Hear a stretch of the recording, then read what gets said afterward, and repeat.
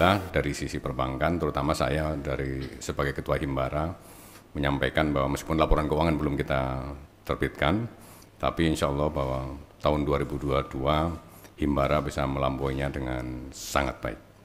Dan kinerja kita solid, terutama adalah bahwa kita masih bisa tumbuh agresif dan juga kemudian tapi juga hati-hati, terbukti bahwa kualitas aset yang kita kelola membaik, jauh membaik. Dan itu semua tidak lepas dari kebijakan dari OJK juga, termasuk juga memperpanjang masa berlakunya relaksasi untuk penentuan kualitas aktiva produktif. Dan itu memang diperlukan karena saya kira OJK lebih tahu tentang situasi di industri. Kalau Himbara sendiri saya katakan bahwa kita sudah memiliki strategi untuk pertumbuhan yang sehat yang kita sebut soft landing strategy, di mana kita tumbuh secara selektif, tetapi kemudian juga di backup dengan cadangan yang sangat memadai untuk mengantisipasi apabila terjadi pemburukan-pemburukan akibat tahun-tahun depan yang masih diramalkan menghadapi ketidakpastian.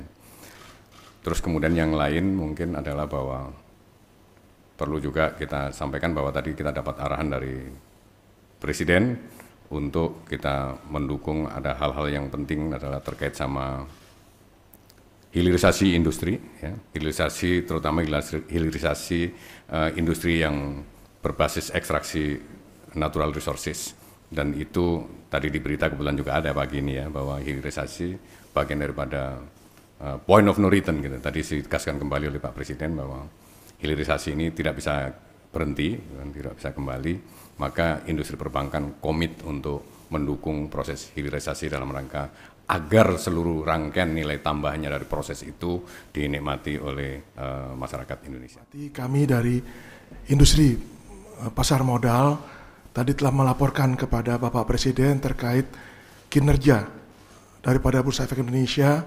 Sebagaimana kita ketahui ditutup di akhir tahun dengan kondisi sangat kondusif, di mana IHSG kita tumbuh 4%, di mana secara rata-rata harian perdagangan kita juga di angka 15 triliun, dan juga kita lihat bahwa dari sisi jumlah investor kita tumbuh hampir lebih mencapai 10,3 juta investor saat ini.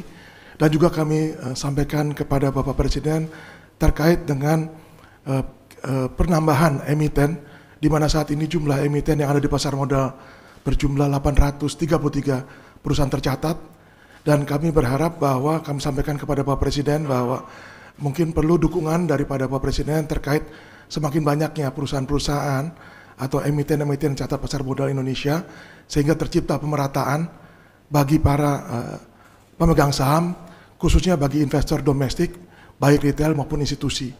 Kedua, terkait dengan kami laporkan juga terkait dengan Undang-Undang P2SK yang terkait dengan Bursa Efek Indonesia, terkait dengan perdagangan karbon. Kami mengapresiasi terkait dengan P2SK sebagai bentuk daripada pendalaman pasar kita ke depannya, dan juga perluasan daripada perdagangan Bursa Efek Indonesia, tidak hanya bursa saham namun juga bursa karbon.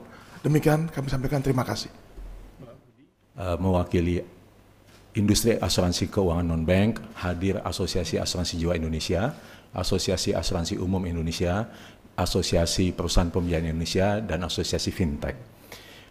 Saya izin bicara dari sisi Asosiasi Asuransi Jiwa Indonesia. Kami melaporkan kepada Pak Presiden, menyampaikan rasa terima kasih karena industri asuransi jiwa telah boleh bertumbuh ya, dengan dana kelolaan total aset lebih dari 600 triliun rupiah, di mana sekitar 325 triliunnya diinvestasikan di pasar modal dan 200 triliun kira-kira itu diinvestasikan dalam bentuk investment jangka panjang. Kami juga menyampaikan kepada Bapak Presiden bahwa industri asuransi jiwa komit untuk menghimpun dana investasi jangka panjang lebih banyak lagi sehingga bisa turut mensukseskan program pemerintah untuk pembangunan infrastruktur. Kami juga membayarkan klaim dan manfaat asuransi sebesar lebih dari 150 triliun rupiah tiap tahunnya yang dibayarkan kepada sekitar 8 juta tertanggung dari total tertanggung sekitar 83 juta masyarakat Indonesia. Kami sampaikan kepada Bapak Presiden bahwa industri asuransi jiwa terus komit untuk mendukung, menjaga, dan semakin meningkatkan kesejahteraan masyarakat Indonesia. Dan dengan adanya Undang-Undang P2SK yang baru, kami sampaikan tadi kepada Bapak Presiden bahwa industri asuransi akan semakin bertumbuh ke depannya, gitu ya, mengingat beberapa hal sudah diatur di dalam Undang-Undang P2SK, sehingga dengan demikian akan semakin banyak lagi masyarakat Indonesia yang bisa memiliki proteksi asuransi, memiliki perencanaan keuangan, dan bersama-sama kita akan membangun generasi emas untuk menuju Indonesia emas di tahun 2045. Terima kasih sudah nonton. Jangan lupa like, subscribe, dan share ya.